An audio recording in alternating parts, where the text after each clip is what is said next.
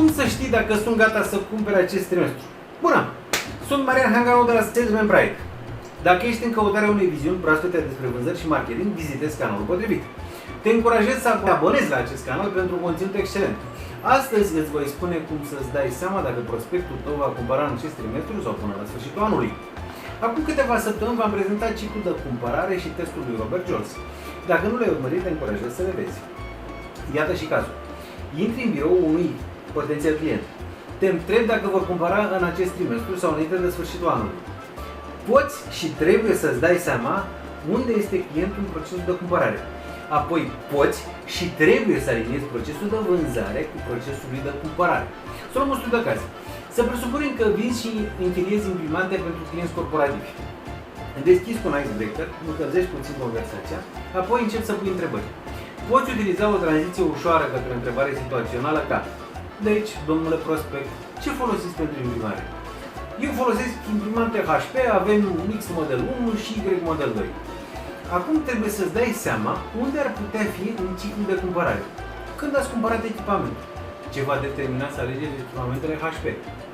Ce vă place la echipamentele HP? Dacă ați putea schimba în sistemul actual ceva, ce ar fi? Vreți să-l înlocuiți?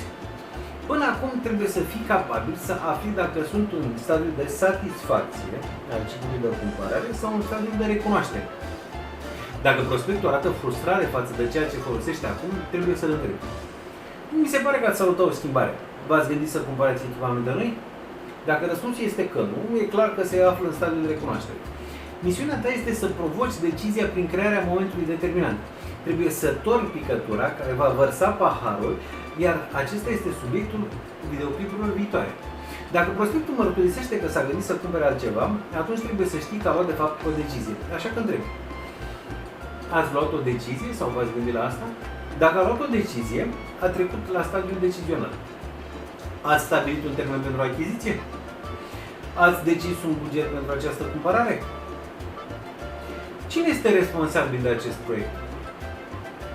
Dacă ați stabilit un buget, un termen limită și a numit pe cineva să conducă procesul de achiziție, atunci poți fi sigur că vânzarea e în curs de realizare. De asemenea, vei putea prognoza o dată de închidere. Ați decis care sunt caracteristicile sistemului pe care doriți să-l cumpărați? Dacă da, este în stadiul criteriu sau măsurare în funcție de modul în care el descrie caracteristicile. Ați decis cine va primi un RFP? Dacă răspunsul este da, sunt în faza de anchetă. Ați identificat potențialii furnizori? Dacă răspunsul este afirmativ, se găsește în etapă investigație și este obligatoriu să obții închiderea firmei tale pe lista potențialilor furnizori cărora li se face o ofertă. Ați trimis cereri de ofertă? Dacă răspunsul este da, trenul oportunității s-ar putea să fi părăsit deja stația ta. Este ultimul apel pentru a lua parte. Ați primit vreo propunere? Ați ales o listă scurtă de vânzători? Dacă răspunsul este da, este prea târziu pentru tine. Singura ta șansă este să nu-i fi plăcut propunerile primite. Dacă acesta este cazul, poți fi invitat să trimiți o propunere. Ce trebuie să faci exact într-o astfel de situație este ceva ce voi aborda într-un alt videoclip. Iată cum să porți o discuție de vânzări pentru a evalua unde se află clientul în ciclul de cumpărare.